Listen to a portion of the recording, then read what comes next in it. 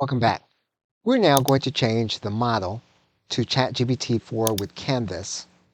We're now going to ask ChatGPT to do is to use the transcripts in order to create a 5,000 character summary article. And we're going to use that summary article inside of ElevenLabs.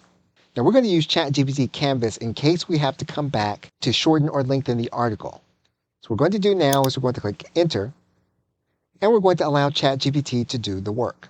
Once we have all of the content, we're then going to take it and move it over to ElevenLabs. And this is going to be one of the few things that we're going to need to do outside of ChatGPT, mainly because ChatGPT, as of the recording of this video, does not do text to speech.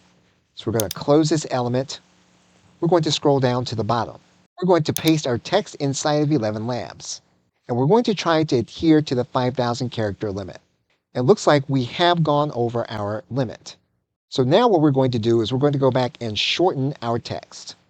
So we're going to go back, we're going to go to our tools, we're going to adjust the length, and we're going to shorten our document. We're going to allow ChatGPT to make it shorter.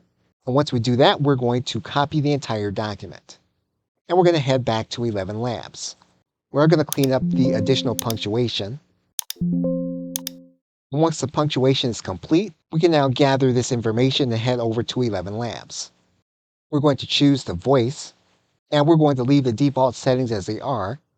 What we're now going to do is we're going to click Generate Speech, and we are going to have to listen in real time so that we can determine and make any corrections that need to be made, and we will do that in the next video.